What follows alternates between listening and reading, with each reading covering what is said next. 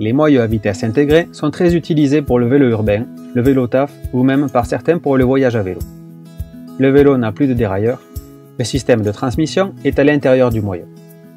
Les avantages: un mécanisme résistant, étanche, fiable, sans risque de déraillement, avec un entretien minimum et la possibilité de changer de vitesse à l'arrêt. Le moyeu Nexus 8 offre un développement comparable à une transmission par dérailleur de 21 vitesses.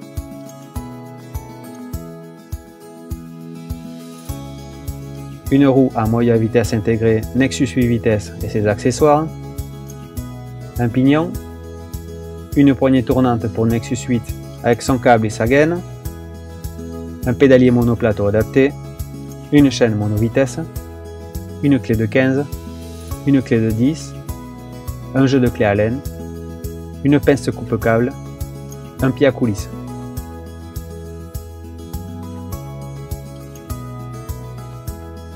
Avant de commencer ou d'acheter votre matériel, prenez le temps de bien calculer le futur ratio de votre transmission. Le ratio, c'est le nombre de dents du plateau divisé par le nombre de dents du pignon. Il vous permet d'aller plus ou moins vite ou de démarrer plus ou moins facilement. Il influe donc sur le développement de votre vélo, c'est-à-dire la distance parcourue en un tour de roue.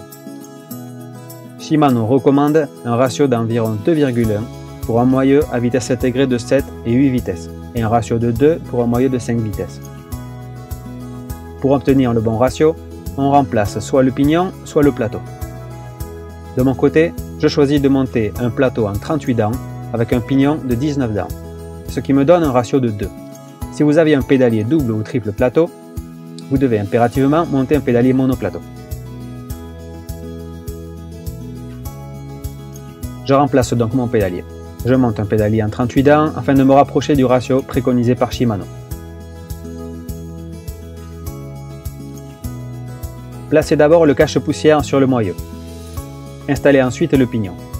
Le déport doit être vers l'extérieur pour les pignons compris entre 16 et 23 dents.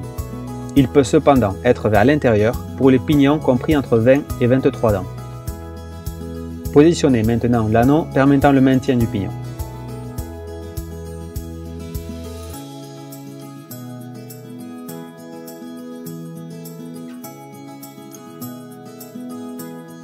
Vous allez installer le galet du raccord de cassette.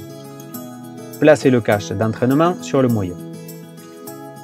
Tournez le galet du raccord de cassette afin d'aligner les marques rouges du galet et du boîtier.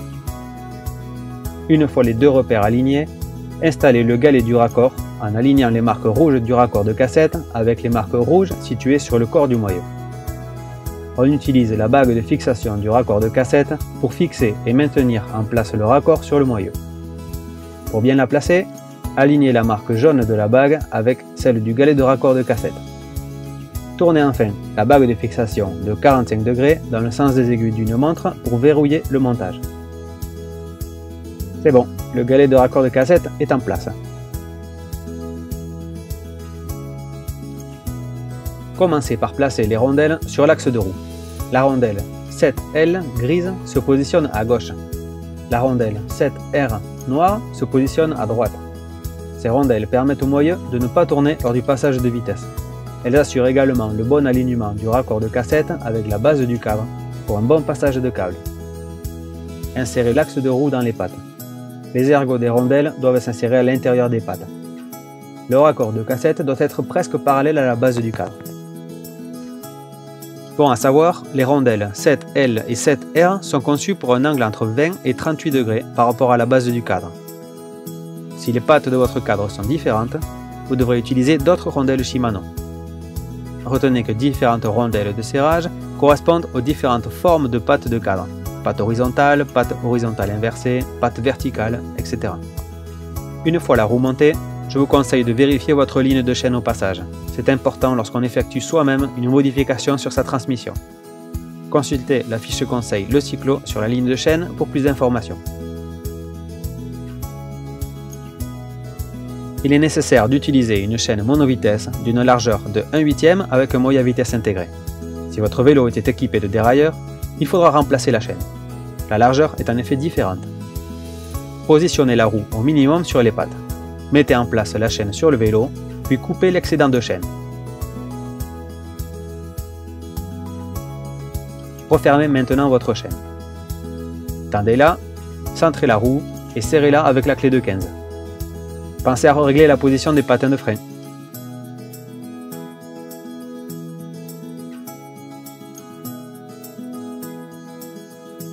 Enlevez la poignée du côté droit. Positionnez la poignée tournante. Placez la nouvelle poignée afin de définir la position définitive de la poignée tournante. Serrez à l'aide d'une clé Allen. Si comme moi, vous changez de jeu de poignée, c'est le moment de remplacer également la poignée gauche. Vous devrez certainement bouger le levier de frein également.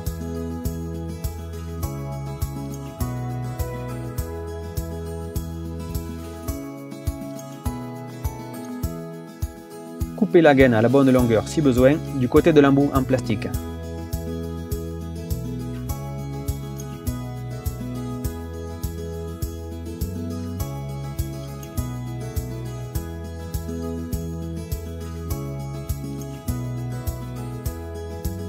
Placez ensuite de nouveau l'embout de gaine. Passez le câble dans la gaine.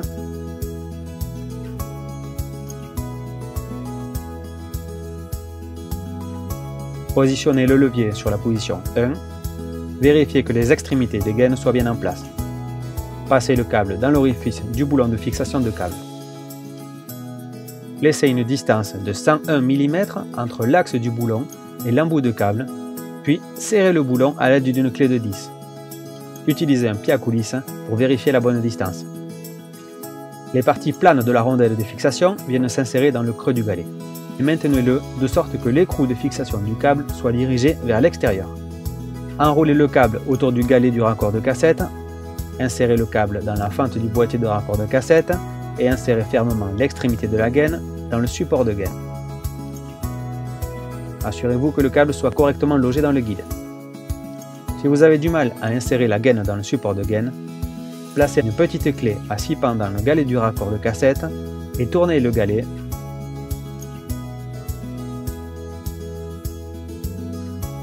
Utilisez des colliers de serrage pour fixer le câble et la gaine au cadre. Passer le câble sous le vélo est une bonne solution.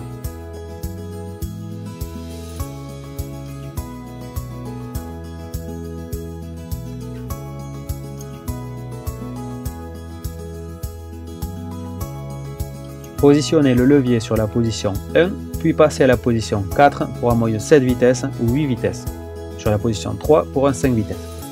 Vérifiez que les lignes jaunes de réglage situées sur le boîtier de cassette et sur le galet sont alignées. Pour un bon réglage, ces deux lignes doivent se chevaucher de plus de 2 tiers. Si ce n'est pas le cas, le passage de vitesse risque d'être mauvais ou un bruit anormal peut se faire entendre lors du passage de vitesse, voire vos pédales peuvent tourner dans le vide. Si les lignes jaunes ne sont pas alignées, tournez la molette de réglage de tension de câble afin d'aligner les lignes jaunes. Passez ensuite de la vitesse 4 à la vitesse 1, puis revenez à la vitesse 4 et revérifiez l'alignement des lignes jaunes. Modifiez à nouveau la tension si besoin.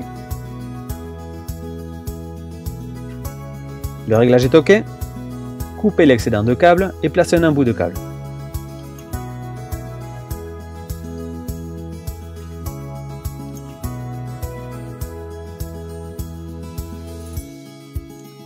Ça y est, vous en avez fini avec les déraillements et les réglages de dérailleurs qui n'en finissent jamais.